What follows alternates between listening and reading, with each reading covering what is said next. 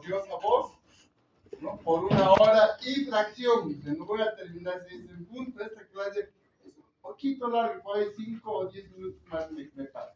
Como sé que no tienen nada, entonces aprovecho.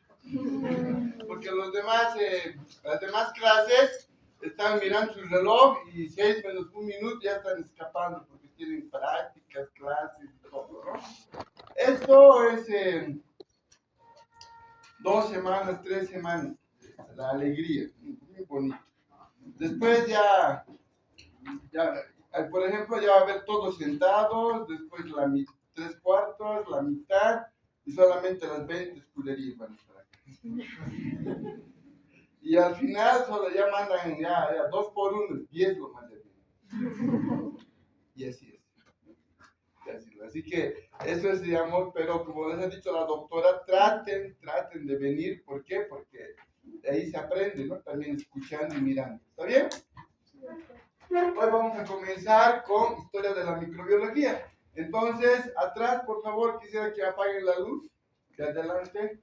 A ver, en la pared hay unos. Eso, listo, ahí nomás. Entonces, vamos a revisar, ¿no? Parte de la historia de la microbiología que, según yo, ¿no es cierto? Según yo, esto vamos a ver, ¿sí? He titulado esta obra 20 poemas de amor de bacterias y un virus desesperado. Esta es la casa de Pablo Neruda, en Chile. Y aquí está Pablo Neruda, ¿no? En silueta. Entonces, los que han llevado literatura como Dios manda saben de qué estoy hablando. Y los que no, pues investiguen, ¿cierto? La mayoría va a investigar. Entonces, vamos a comenzar nuestra historia más o menos cronológica. Y entonces, en 1546, hace su aparición don Jerónimo Fracastorius, que era un médico de la época, ¿no? Bastante sabio. En esa época no utilizaba mandil, utilizaban unas capitas, ¿no? Con pieles de animales, ¿no? Cuidado, animalistas, tranquilos, ¿cierto? Y su gran mérito era de que él ha escrito sobre la teoría de la infección. Y como todos los libros se escribían en latín, entonces su libro se llamaba De Contagium Vivum. Y él propone 3 maneras de infectarse, 3 maneras de contagiarse. La primera era per contans, eso quiere decir por contacto directo. Per distans, a distancia, uno tose y el otro se enferma. Y per fomites, o sea, con objetos inanimados. Prácticamente solo le faltó los vectores, o sea, los insectos que te pican y te transmiten el dengue, la fiebre amarilla, solo eso le faltó. Todo lo demás está escrito en el 1546. Entonces, el sabio de Verona, como se llamaba este italiano Jerónimo Fracastorius, indica estas 3 maneras de contagiarse. Posteriormente, el gran y el que nunca tienen que olvidarse, Antonin van Leeuwenhoek, quien era un empleado público holandés. Él trabajaba en la alcaldía de Delft, que era una ciudad de Holanda, y en las tardes iba a su tienda, y en su tienda vendía telas.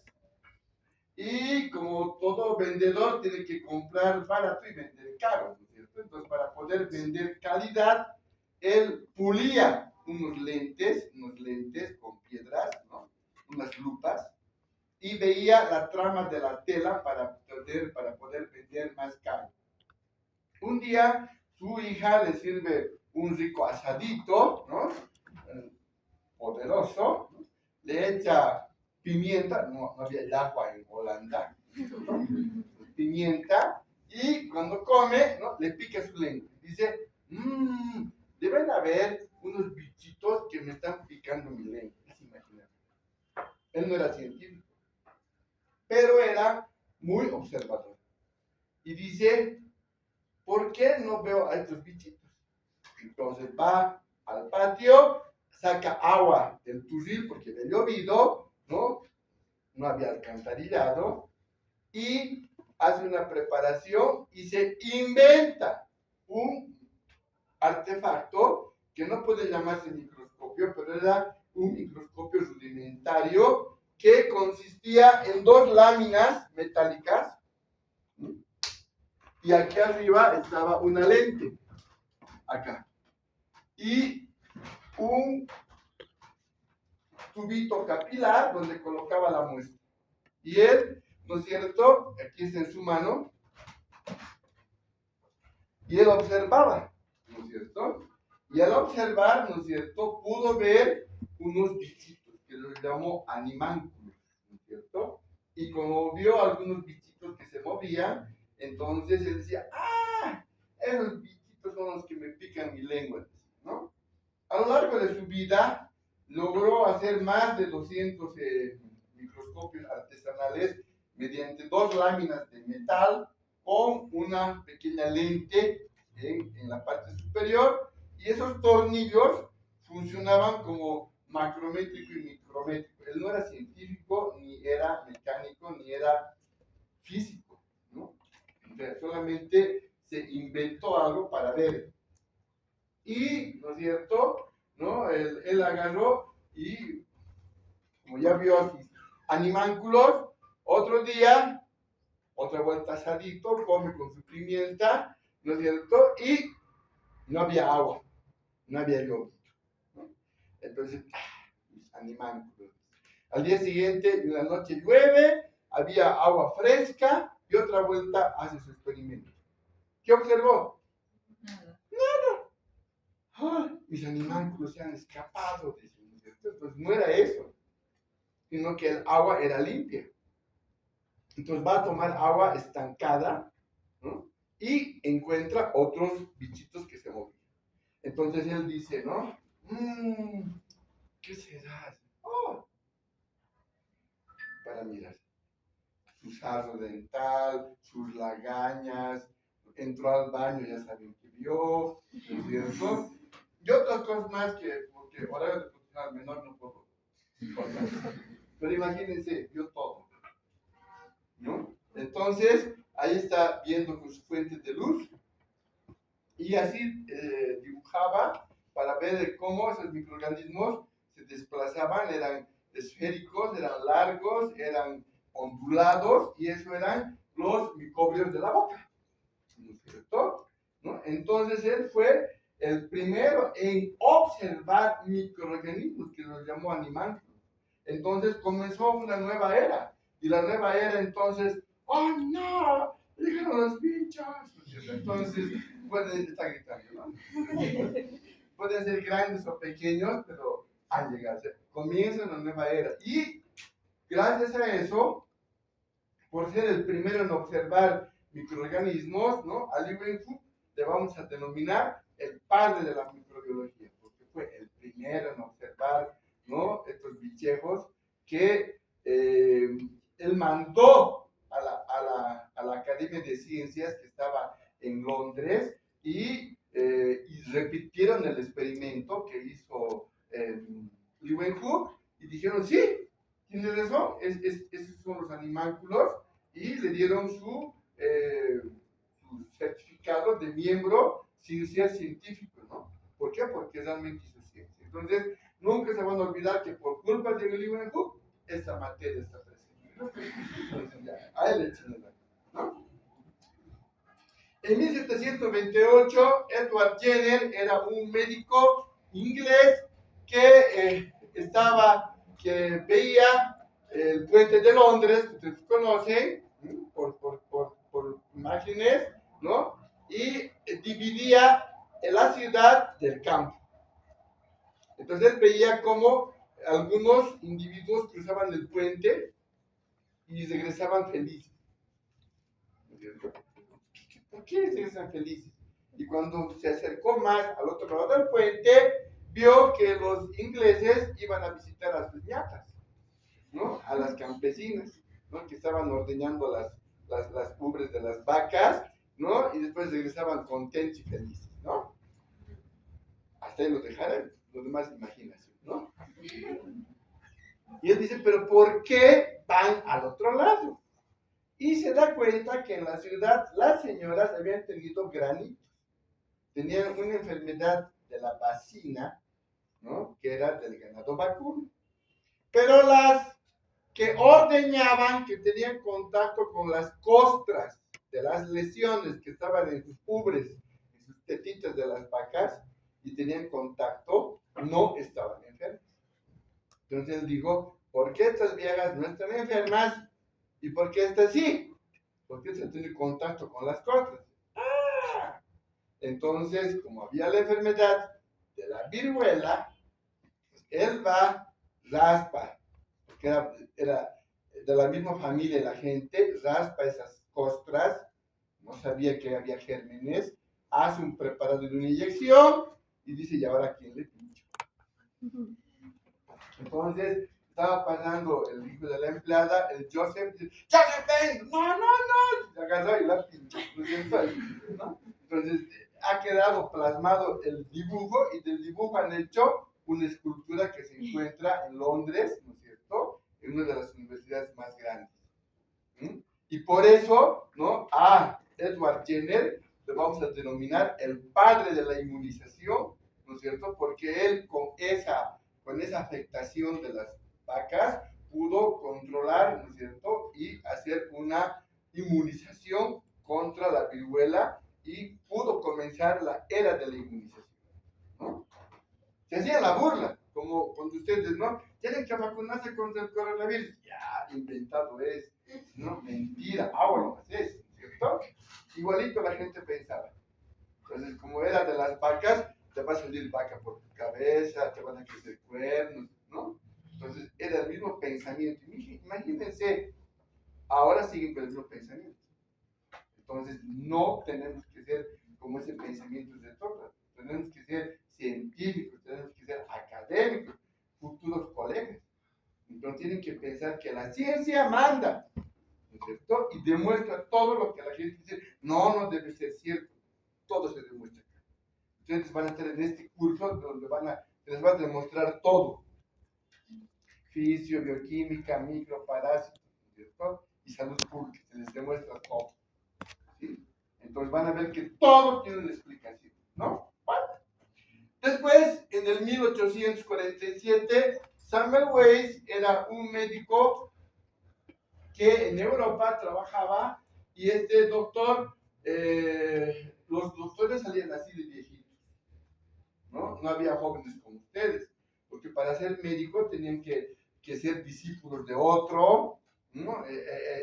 Tenían que prepararse, ¿no? Tenían que hacer prácticas y de ahí recién les recomendaban a la escuela de medicina y recién sacaban su título, entonces no era como aquí un prepa largo, ¿cierto? ¿No? Entonces no era como de ustedes han dado el examen y han entrado, sino que era otra clase, ¿no? La enseñanza de la medicina. Por eso que la mayoría de los médicos del pasado son mayores, porque así eran, son mayores, ¿no? Entonces no es que estaban acabados, ¿no? Sino que estaban comenzando. ¿Mm? Obviamente la expectativa de vida era más corta, ¿no? Ahora la expectativa de vida es 80 años, el que llegan 90 es, no, raro. ¿No? En esa época la expectativa de vida era 60, o sea, el que llegaba a los 50 era raro, ¿no? Y así, gracias a la medicina, hemos ampliado nuestra expectativa de vida. Vacunas. Eso les digo a los antivacunas, por favor, sé que hay antivacunas. Cuando regresamos de la pandemia, nunca hemos preguntado si estaban vacunados o no, porque había mucha gente que no quería vacunar. Entonces hemos usado barbijo mucho tiempo, ¿no? Entonces, pero es para que sepa. ¿Qué hizo Samuel Weiss? Samuel Weiss va contratado a un hospital de obstetricia en Alemania y en la sala había dos salas, una del director y otra de él. En esa época del 1847 era normal que las madres se mueran al parir. Entonces había un 80% de mortalidad materna y solo un 20% sobrevivía. Entonces, por eso también había poca expectativa de vida, poca gente. Era normal. Y él cuando entra se da cuenta de que algo estaban haciendo mal. O no había mandiles todavía. Otros doctores son exquisitos. Suena y suspenden la clase. Yo no.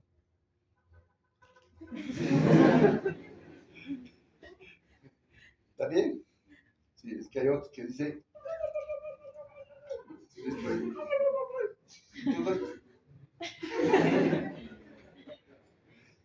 Yo tolero mucho. ¿Ya? Entonces, él vio que después de dar sus clases de anatomía, al otro lado, ¿no? Iban a atender partos. Tal cual. Esto es, después la guagua. Entonces, había unas infecciones geniales. ¿Qué dice él? ¿Nos lavaremos las manos? Él dice que nos lavaremos las manos. Él, Semmelweis, ¿no es cierto? Y ahí está Semmelweis explicando, ¿no es cierto? Y aquí está la alabanza, ¿no? ¡Ay, qué bonito lava! ¿No es cierto? ¿Sí? Y la señora ahí, acuérdense, don Semmelweis, tienen que pasar así, ¿no es cierto? Entonces ahí están, mira, nadie con mandil porque no se usaba, ¿no? Pero él hacía que se atiende. Entonces, ¿qué había demostrado? Ahí está en la portada de la revista. En su sala, el 80% de las parturientas vivían y solo 20 fallecían por complicaciones. En el del maestro, el director del hospital, el 80% moría. Resultado, lo han botado de su trabajo. A mí me vas a enseñar de y lo han botado del país, lo han repatriado, todo un desastre. O sea, en esa época todo era malo. ¿Por qué? Porque no se daban cuenta que había ciencia. Y era demostrado. Entonces, a él le vamos a llamar el padre de la prevención de las infecciones intrahospitalarias. ¿Por qué? Porque puedes aprender en las clases prácticas, ¿no? Que el lavarse las manos significa en el hospital disminuir en 80% el riesgo de contaminación a los pacientes. Es una regla. El mismo 80% de Semmelweis. Es decir, si tú te lavas las manos para atender a un paciente, hay solo un 20% de riesgo que se infecte el paciente. Entonces tú tienes que lavarte las manos antes y después de atender al paciente. Y por eso es el padre de la prevención de las infecciones intrahospitalarias. Entonces, desde 1847 al 2025 son 178 años de lavado de manos, imagínense, ¿no? De lavado de manos, ¿no? Entonces, cada vez que se laven las manos van a decir, Semmelweis, gracias. Porque vamos a aprender en prácticas a lavarnos las manos. De aquí a un mes, ¿cierto? Les van a decir que traigan su jabón, su toalla, su docente. Posteriormente tenemos a Louis Pasteur, ¿no? El grande de todos, el más grande, francés. Él era químico. No existía la carrera de bioquímica. Eran químicos, nada más que químicos. Y algunos químicos eran químicos farmacéuticos, ¿no? Entonces, en otros países la carrera se llama química farmacéutica. En Bolivia se llama bioquímica y farmacia, ¿no? Entonces, hay un cambio. Antes era, por ejemplo, en México, un químico farmacéutico. Entonces se les dice químico. No licenciado, químico, ¿no? Y si eres médico, doctor, te dice, así que ahí viene la gran diferencia. Otro día les voy a contar por qué les llaman doctor. Pues cuando haya tiempo. Toda su historia, a mí me gusta mucho la historia.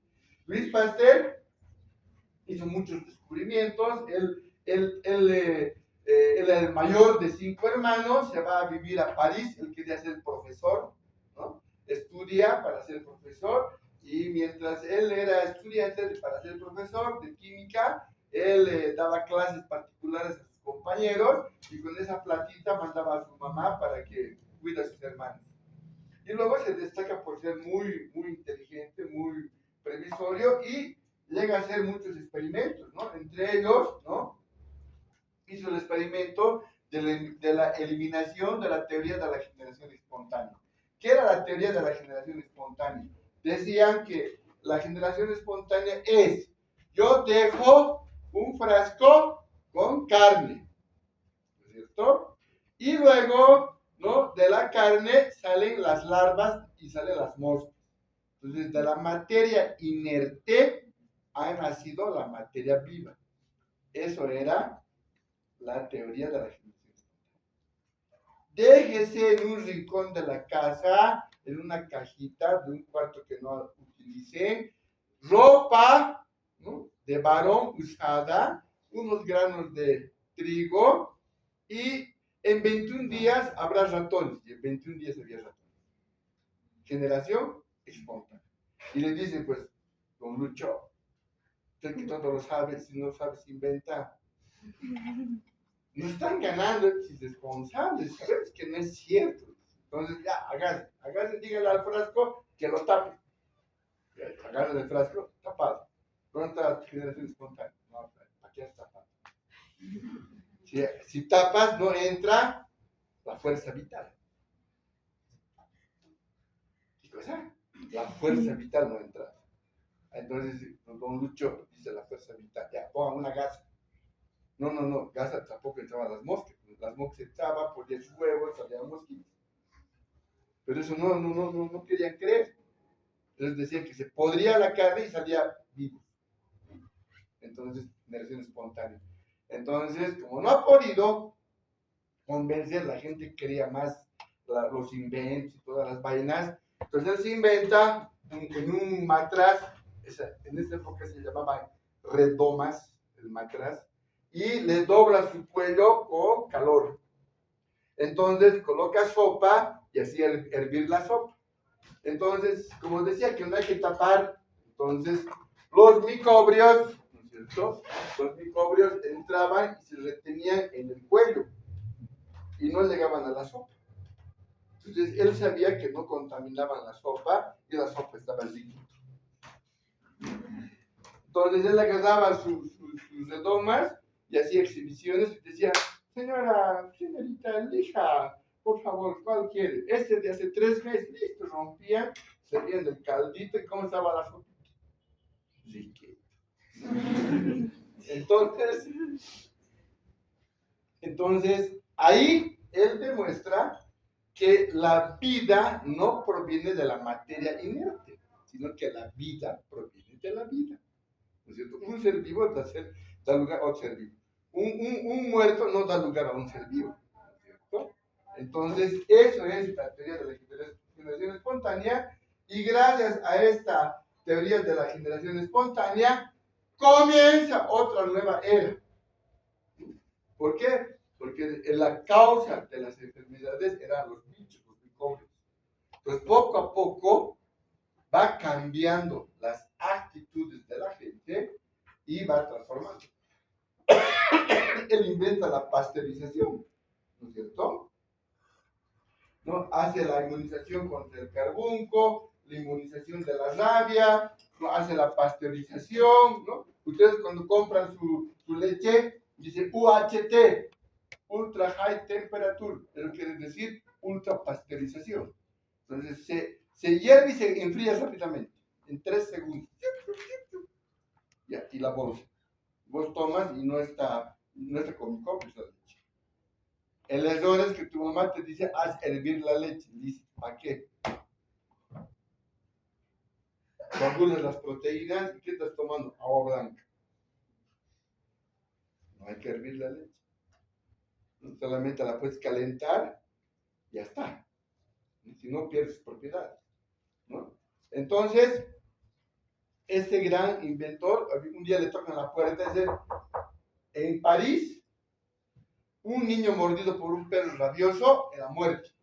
Entonces, el 100% de los niños mordidos, ¿no? Morían. Pues era 100% letal, ¿no? Entonces, él observa y dice, ¿dónde estará? A ver, ese perro rabioso, ¿dónde estará? Hasta su baba, ¿no? Su saliva. Tomaba muestras, inoculaba a otros perritos, ¿no? O una camada de perritos, los perritos se mordían, se hacían rabia, todo. Entonces él descubrió que sí. El problema era criar perros, ¿no? Entonces vamos a ver con ratones.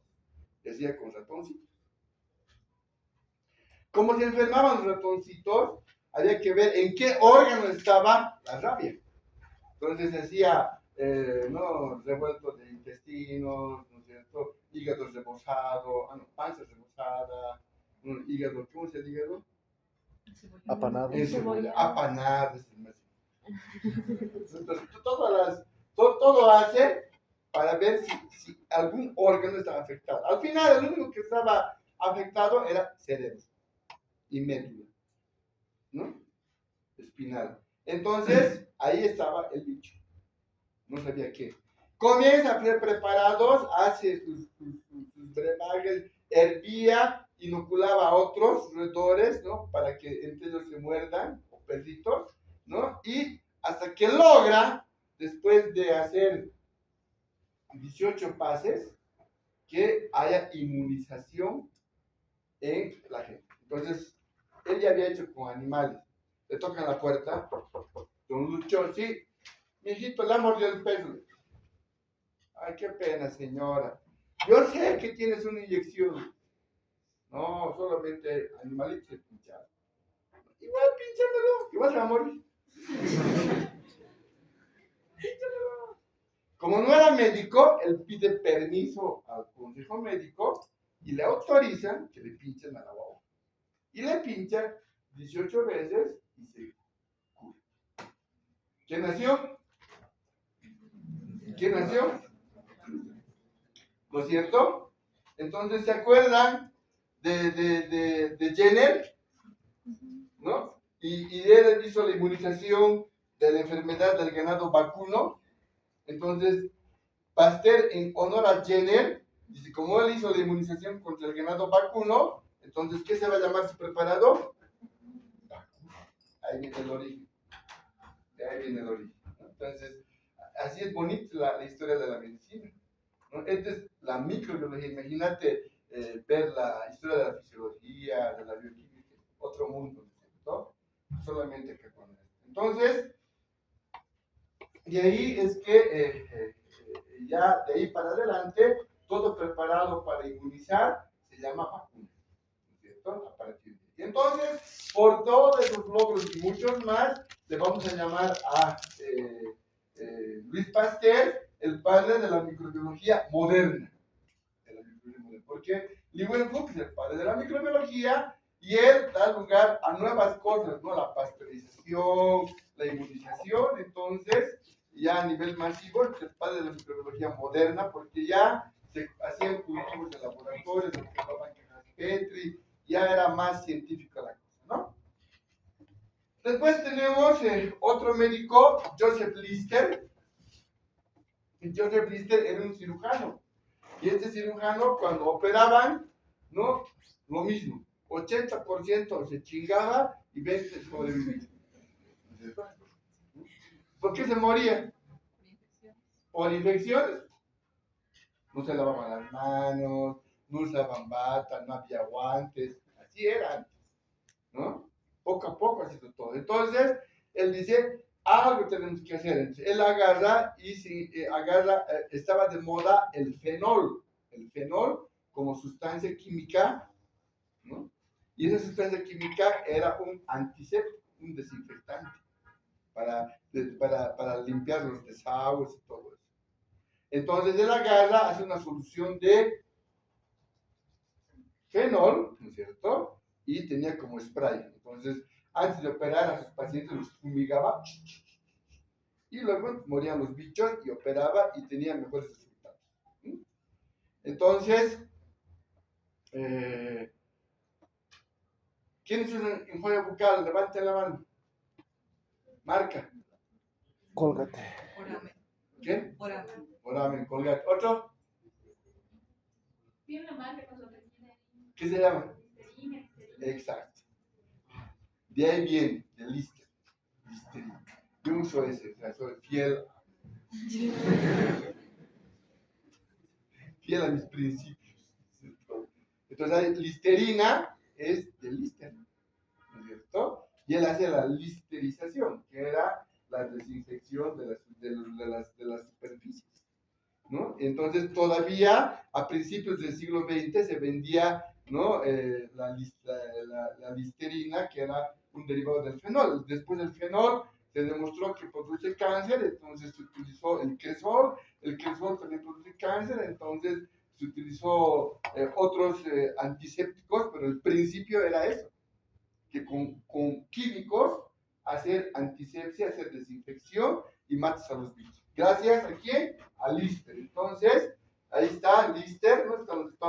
Están fumigando al pobre paciente, es el padre de la antisepsia quirúrgica, ¿no? Porque en la antisepsia tú tienes que limpiar la zona del paciente para operar, ¿no? Cuando hagan técnica quirúrgica, eso van a aprender en el hospital. ¿Cierto? Todo lo que yo hablo, todo van a aprender, ¿no? Con qué se limpia, cómo se hace, ¿cierto? Van a aprender. ¿Listo? Entonces, como era con fenol, aquí está el Lister, ¿no? Ya era viejito. Se nos pasó la mano con el fenol, se los ricos ahogados, ¿no? Mucho fenol, ¿no? Y Julius Ferdinand Koch, ¿no es cierto? Era un biólogo, es un botánico alemán, ¿no? Que fue el primero en ponerle nombres a los microorganismos. Dijo, estos microorganismos que tienen forma de bastoncito, les vamos a llamar bacterias.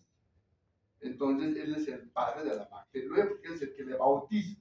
¿Qué se llaman los animánculos de Leeuwenhoek? No, nada que ver, ¿no? Ya no eran animánculos. Entonces, como eran de forma de bastoncitos, se les dice bacterias. Y entonces se convierte en el padre de la bacteriología, ¿no es cierto? Entonces, gracias a Julius Ferdinand Koch, ¿no es cierto? Tenemos como nombre a estos microbios bacterias, ¿no es cierto? Después viene el rival eterno de Pasteur, Robert Koch, que era alemán. Ustedes lo conocen por el bacilo de Koch, ¿no? No se dice Koch, se dice Koch, ¿no es cierto? Se dice Pasteur, no Pasteur. ¿No? Entonces, si yo me voy a Estados Unidos, ni modo que yo sea el doctor Julius Moon, ¿no? Voy a seguir nomás, sí, voy a seguir siendo Julio Luna, ¿no? Entonces, él es Robert Koch, no es Roberto Koch, ¿no es cierto? Entonces, no hay que cambiar los nombres, no cambien, ¿sí? Entonces, igual, él hace muchos descubrimientos, descubre el bacilo de la tuberculosis, descubre el bacilo del cólera, ¿no? Nunca se llevaban bien, ¿no? Eran rivales, pero después se unen para trabajar en bien de la ciencia, ¿no? Recomendación, vean el video que está en el YouTube, la historia de Koch y Pasteur.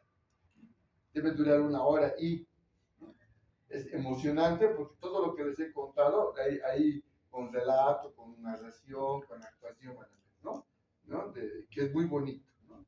No dura mucho tiempo, así que 1 hora y ya, ¿no? Entonces, dentro de los logros que tiene, el mayor logro es el determinar los postulados de Koch.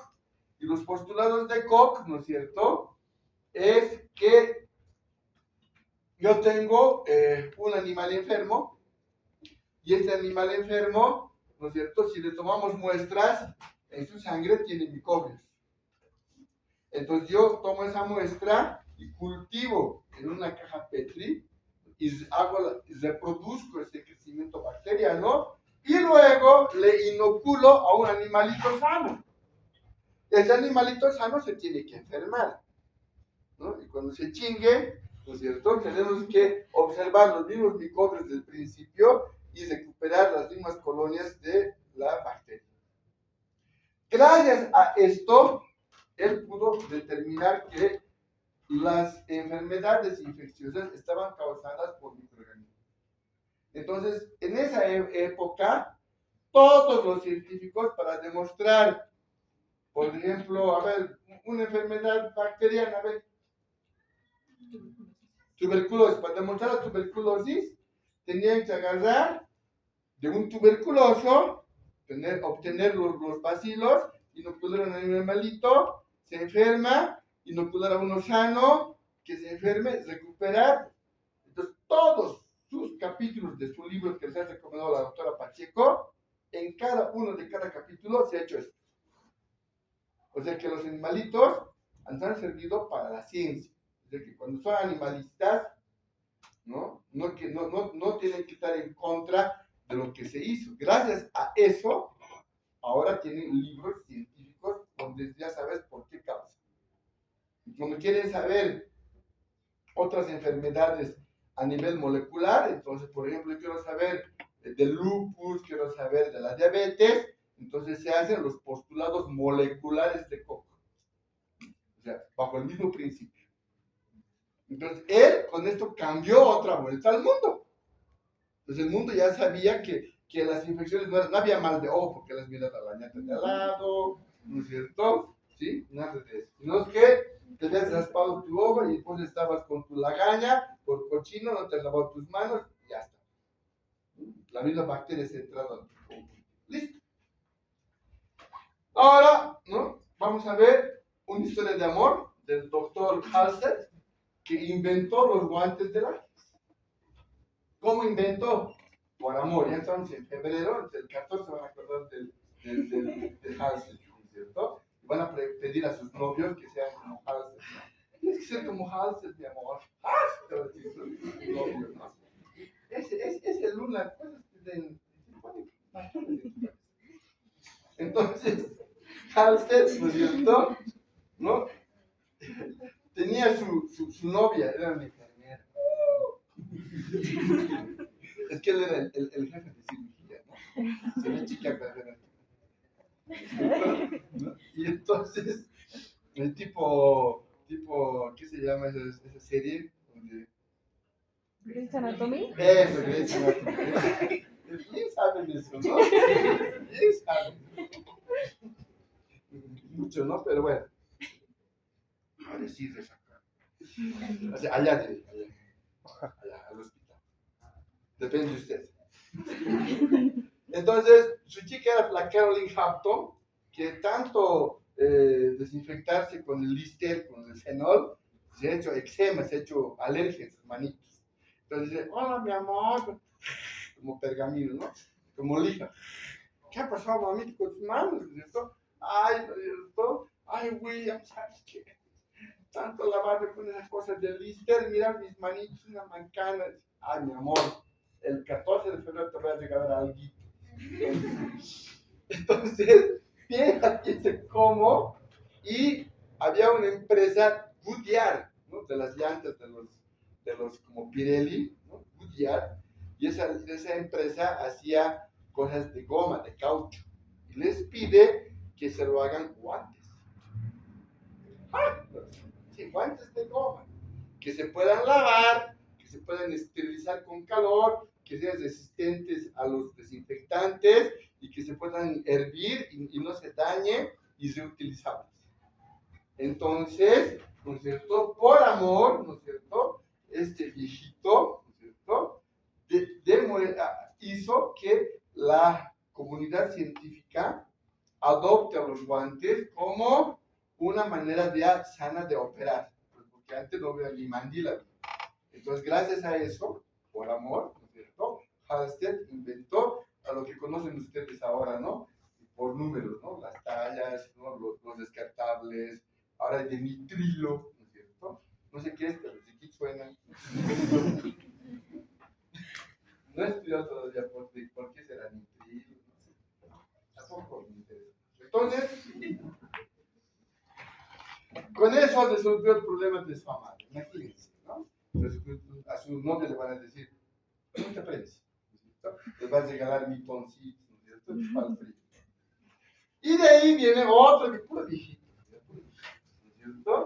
Aquí está Christian Grant, que tenía que resolver el problema de una discusión de su jefe con otro médico, que estaban discutiendo quién producía neumonía. Entonces, como estaban discutiendo quién producía neumonía, él se inventó una tinción, ¿no? Para identificar cuál era la bacteria que producía. Entonces, cada uno tenía su teoría. Al final ganó su teoría, ¿no? Ganó la ciencia, pero perdió su jefe, porque su jefe estaba equivocado, ¿no? Entonces, ahí, ¿no? La tinción gram diferencia en gram positivos y gram negativos, o sea, en violetas y rosadas, ¿no? Bacterias violetas, gram positivos, bacterias rosadas, gram negativos. Su profesor decía que el causante era un gram negativo, una bacteria.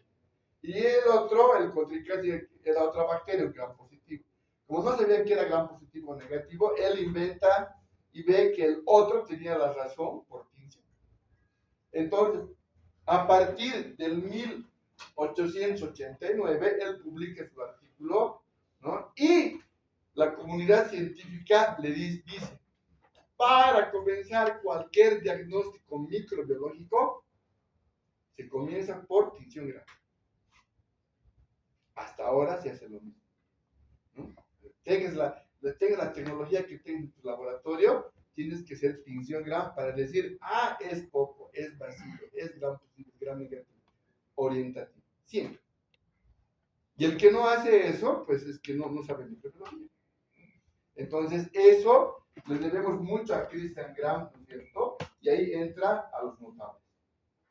Miller era un médico alemán, ¿no es cierto?, que se viene a Estados Unidos, adopta la nacionalidad americana. Él era dentista, ¿no es cierto?, trabajó con Robert Koch en Alemania y él formula la teoría química de la caries dental, y él es el primero en escribir un tratado de microbiología oral.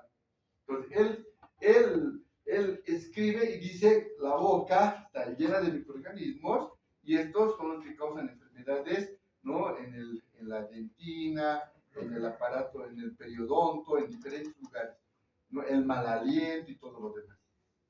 Entonces, él, ¿no es cierto?, se convierte, ¿no?, en el padre de la microbiología oral o bucal.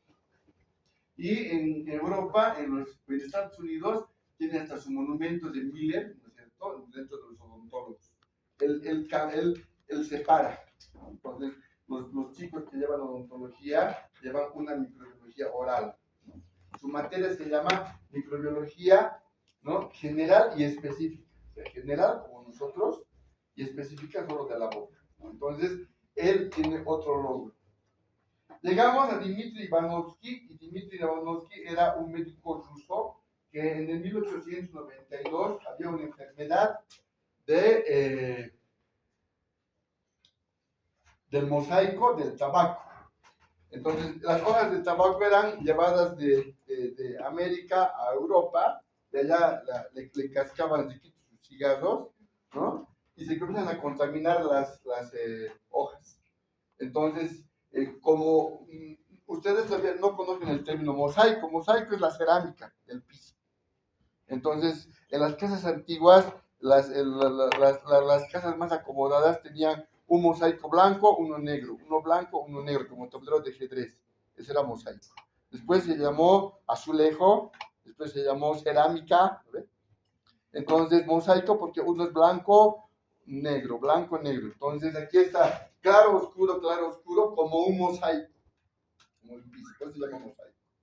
Y entonces él sacaba jugo de acá, y le contaminaba la sana. Y la sana se enfermaba. Otra vuelta y se enfermaba. Él se consigue filtros de porcelana, ¿no?, unos filtros que solo han permitido que pasen partículas que midan micras. O sea que las bacterias que miden micras eran retenidas. Entonces no podían infectar la planta. Pero las plantas seguían infectadas. Entonces él dice, son más pequeños que la bacteria. ¿Qué será este? ¿No? Parece un veneno. Pasan 19 años y Beijerinck en Holanda, ¿no?, hace el mismo experimento de Ivanovsky y determina que tenía razón Ivanovsky, que esas plantas contaminadas, esas plantas infectadas contaminaban a plantas sanas, y que el microorganismo era más pequeño que la bacteria, porque pasaba los filtros. Entonces él dice, esto es un veneno. Y veneno en latín es virus. Entonces de ahí viene el nombre de virus. Entonces, ¿por qué? Porque era un veneno que contaminaba las plantas. Entonces, a veces sus plantas están contaminadas y se contaminan todas. Entonces, generalmente son virus o bacterias que tienen sus plantas, ¿no? Ahora que hay a las citas, hay que comprar parasitarios, todo eso comprar, ¿no? Yo voy a la cita a estudiar. Por ejemplo, ustedes se van a comprar una bolsita de tierra abonada, ¿no? ¿Han visto? Esas tierras negras. ¿Cómo es el aspecto? Con su bolsa plástica. Recuerden. Húmedo, o sea, se ven como globitos, ¿no? Porque está húmeda y como hay calor, los microbios están respirando y están haciendo burbujitas. Entonces, cuando se llevan tierra abonada, se están llevando microbios a la casa. Y gracias a los microbios crecen las plantas, si no, no crecerían. Porque tienen que hacer ciclo del nitrógeno, tienen que nitrificar. Entonces, para mí todos los microbios, el pan, la leche, el yogur, el queso, la chelita. Todos microbios. ¿Verdad? Y aparece otro personaje que es Hideo Noguchi, un japonés que su apodo era el pastel japonés. Porque él hizo lo mismo que Pasteur, pero en el Japón, ¿no? Obviamente que él estaba al otro lado del continente, entonces discriminación, ¿no es cierto? ¿No? Entonces demostró la presencia de la sífilis, del vector y agente de la fiebre amarilla, ¿no? Y otras infecciones. Entonces, por sus logros, lo nominan para el Premio Nobel de Medicina el año 2000, el año 1913, 14, 15, 20, 21, 24, 25, 26, 27, y nunca le dieron nada. Porque tenía ojos rasgados, así como yo. Entonces, siempre ha habido discriminación, igual con las mujeres, ahora van a aparecer las mujeres. Ahora van a aparecer las mujeres. Tengo una amiga que es abanderada del feminismo, ¿no? Que me hace clamar un día, ¿por qué puro hombre? ¿Dónde están las mujeres? Me dice, tengo que cambiar por sus 5 minutos más. En serio, ahora van a ver. Entonces, como él fue denominado, ¿no es cierto?, el pastel japonés, nunca le dieron un título, pero ¿no? Es otro de los personajes que debemos tomar en cuenta por sus grandes logros en el continente asiático, ¿no? Entonces, para que se den cuenta que en todo lado ha habido gente, ¿no? En Inglaterra, en Londres, ¿no? Alexander Fleming era un médico que trabajaba en su laboratorio bien desordenado como buen bacteriólogo, ¿no es cierto? Y descubre accidentalmente la penicilina. Entonces, más o menos ahí aquí está su incubadora, sus cultivos, y un día deja su caja Petri abierta. Tenía unas bacterias y se contamina con hongos. Entonces, cuando se contamina con hongos, estas son sus bacterias, y el hongo que crece inhibe el crecimiento de las bacterias. Entonces va donde su amigo que era biólogo, le dice, oye, ¿qué ha pasado? Se han morido mis bacterias. ¿Qué le ha hecho este hongo? Ah, eso se llama antibiosis. ¿Y qué es antibiosis? Cuando un ser vivo inhibe el crecimiento de otro ser vivo. Pues este hongo ha inhibido el crecimiento de otras bacterias. Entonces, antes de negar, dice, a ver, pensaré. Y él dice, ¿y si ese hongo le ponemos a una persona, podrá matar sus bacterias? Ah, sí. ¿Y qué se llama ese pinche hongo? Ah, es el hongo Penicillium, el hongo más común. Cuando usted deja su naranja debajo de su cama, no se olvidó, ¿no? Y tu mamá dice, si no estás en el cuarto limpio, no te puedes dar recreo. Y vos sacas tu naranja verde, ¿no? Y ese verde es el hongo Penicillium que está aquí. Si aquí dejamos naranjas y nos vamos de vacaciones, las naranjas verdes van a aparecer, ¿no? O el pan, el moho que dice. Es el hongo más prolífico. Entonces tarda 4 años en diseñar un aparato con un químico, con un físico, con un mecánico, con un biólogo, cómo cultivar hongos, sintetizar, volverlos un polvito blanco, meterlos en un frasquito y cuando tú le metes agua, le pinches al paciente. ¿Qué ha descubierto? La penicilina. Y cambió el mundo otra vez, porque ya había un medicamento. Es más largo las historias, solamente es un resumen, ¿no? Una clase nomás habría que hablar de Fleming, ¿no es cierto? Y eso, ¿no? Entonces, gracias a él, cambia el mundo y ahora hay penicilinas de primera generación, de segunda, de tercera, de cuarta, de quinta, hay macrólidos y otros que tienen que estudiar cuando les toque.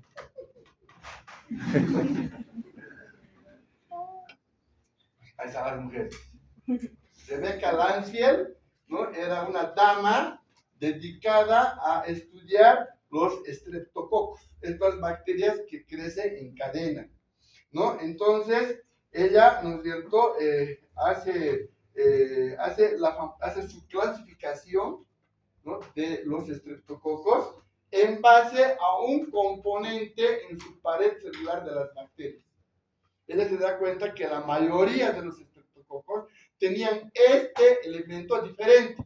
Entonces ella les da un nombre. Bacterias de estreptococos del grupo A de Lansfield, del grupo B, del grupo C, del grupo D, y algunos estreptococos no se clasifican. Entonces ella logra hacer una clasificación, ¿no es cierto?, fenomenal, terrible, ¿no es cierto? Ahí está trabajando en lo que más le gusta. Y obviamente, cuando hace sus trabajos, ¿no? Ella trabajaba con su marido, con su esposo, y un equipo de 3 más. Entonces, la academia decide darles el premio Nobel, menos a ella. ¿Por qué?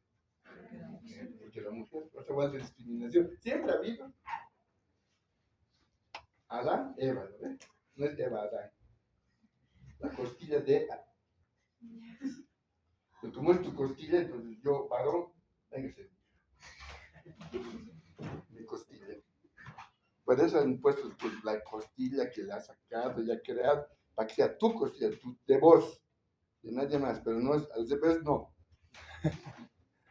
Ya saben contra quién es protesta, ¿no ves?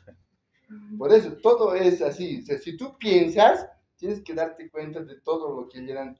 Yo solo doy ciencia, que puede ser comprobado, replicado y leído en muchas cosas. Yo no me invento nada. Cuando me invento, tartamudeo. Me dice, ¿me quieres, mi amor? Yo, claro. Así soy. Y entonces, a la pobre ñata, ¿no? Le discriminan, ¿no? Para que no reciba el premio. ¿Y qué hace su marido? O le dan a ella o no le dan. No le damos a ninguno, ¿no?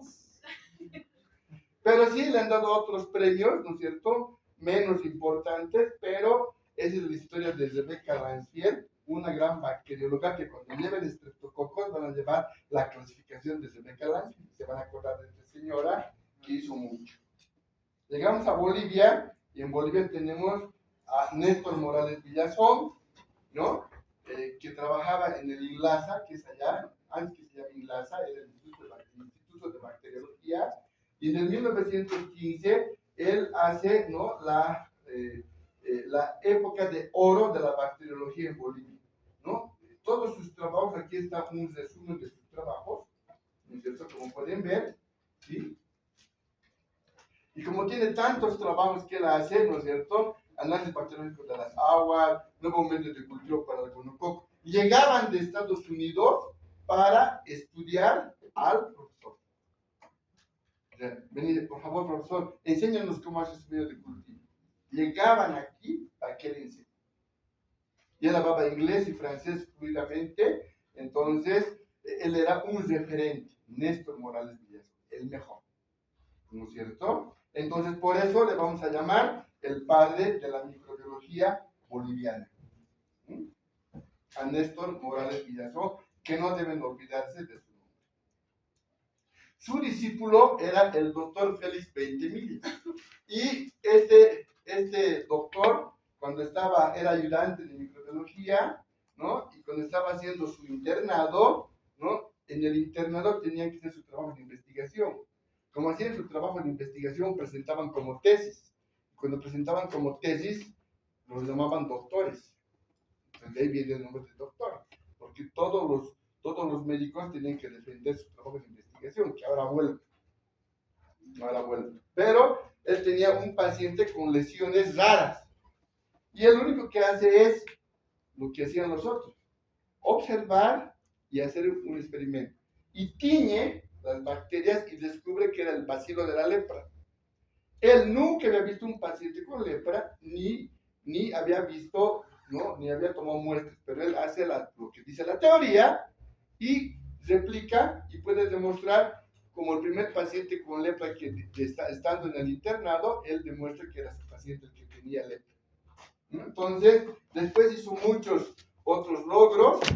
Lo nombraron ministro de Educación, hizo un mapa epidemiológico de Bolivia, y entonces le vamos a denominar a Félix Veintemilla, como dice el doctor Trigoso, como el padre de la consolidación de la microbiología boliviana. ¿No? Pues yo le digo, ¿quién es el padre de la microbiología? Le pregunté al doctor Trigoso, dijo Félix Veintemilla, y digo, Néstor Morales Villazón, y Félix Veintemilla, el de la consolidación. ¿Cierto? Ahí pueden ver, ¿no? En la época, ¿no? Ahí están los doctores de la época, así eran sus batas de Lenín Laza, por ahí está el doctor Trigoso, el doctor Estel, por ahí está, así de aquí, ¿no? ¿Sí? Otra mujer es la Esther Lederberg, y Esther Lederberg fue la pionera en la genética bacteriana, ¿no es cierto? Ella descubre al bacteriófago. ¿Y qué era el bacteriófago? Ella cultiva sus colonias de bacterias y veía que sus colonias estaban siendo digeridas, es como si le estuviera comiendo a alguien. Entonces, a ese que se le comía le llama bacteriófago. Fagos, comer, bacterias, comer bacterias. Y eran unos virus de las bacterias que se comían a las bacterias. Y ella demuestra, ¿no es cierto?, la existencia de este microorganismo, que es un virus, el bacteriófago, ¿no es cierto? Y por eso sus logros de Lederberg, ¿no es cierto?, ¿no? Con su ciclo de los bacteriófagos, le vamos a denominar, ¿no es cierto?, la madre de la genética bacteriana. Entonces yo no le he puesto el nombre, le han puesto nosotros. Hemos visto padres y madres de la microbiología, ¿no? Entonces ella ha hecho muchos otros, ¿no? Ha logrado el premio Pasteur, la beca, ¿no es cierto? Todas estas cosas, pero no el Nobel.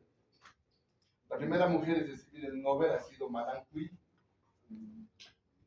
Y ella se ha revelado. Y ha recibido 2 veces, el segundo con su hija.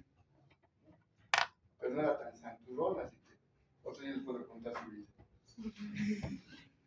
Hay que leerlo más, hay que leerlo los chismes. Este es otro japonés, ¿no? Susumu Tonegawa, que sí recibe el premio Nobel de Medicina el año 87. Él, de familia humilde, era alumno destacado en Japón y lo becan a Washington. Y la beca dura 3 meses, así tipo Trump, 3 meses. Cuando ya estaba en el tercer mes, estaba todo así: no, tú eres el elegido, tú vas a descubrir esto, tienes que hacer las inmunoglobulinas, y tienes que descubrir sus genes, y te vamos a mandar a Suiza. Antes que lo manden a Suiza, lo han deportado. En esa época. ¿Por qué? Porque son muy exigentes los gringos. Después lo más se han relajado. Ahora están volviendo a lo que eran antes. Siempre han sido así, no es que ahora, oh, este Trump desgraciado, siempre han sido así. Y lo deportan. Tiene que pasar 1 año para volver a ir a Estados Unidos. Él estudia más, y de ahí lo mandan a Suiza y le consiguen una beca de trabajo y que se quede a trabajar en Estados Unidos. Y logra, ¿no?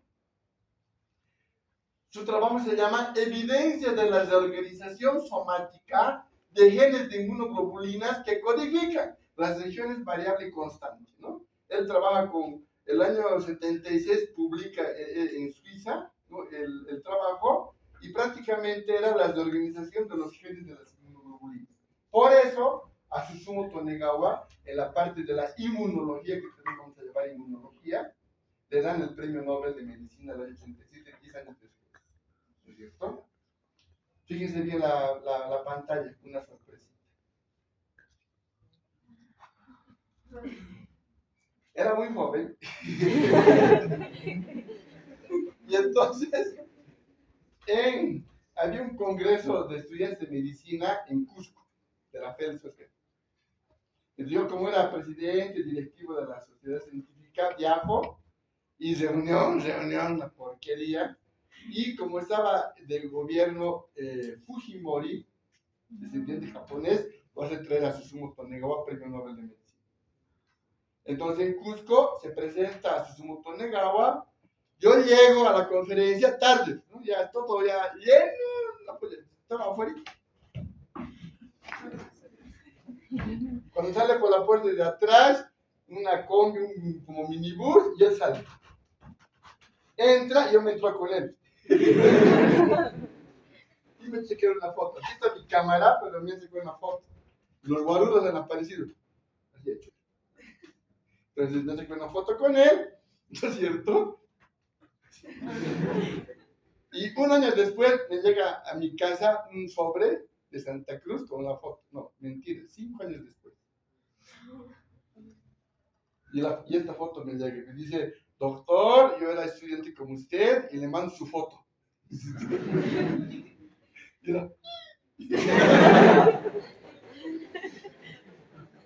Entonces, doctor House.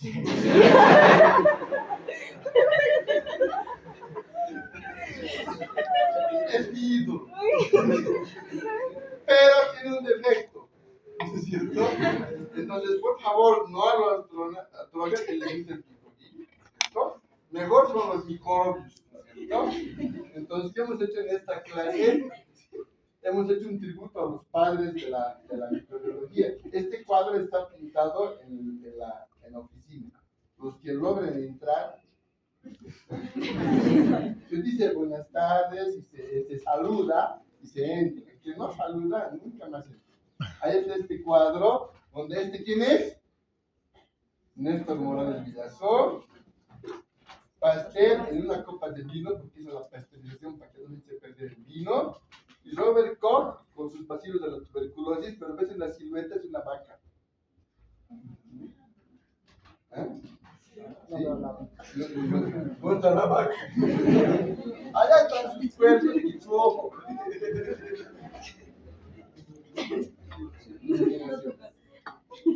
Como siempre, hay que hacer tributo a los padres a quienes te han enseñado. Por eso dice que el tiempo pasa. Y como el tiempo pasa, el doctor Esteves era así cuando él estudiaba en Japón, ¿no? El barbachok se decía, ¿no? Barba prominente. Mientras tanto yo gualaichaba en la facultad. Esa época era joven, tenía pelo y quería en el amor. Y luego nos hemos conocido, ¿no es cierto? Hemos sido muy amigos, ¿no es cierto? Y, ¿no? Ahí inaugurando nuestro cuadro, y ahora estamos así. Entonces, siempre hay que reconocer a quién es tu maestro y a quién tú te debes. Y siempre hay que hacer honores a quien se merece. Entonces, yo espero que les haya gustado y nos vemos la próxima.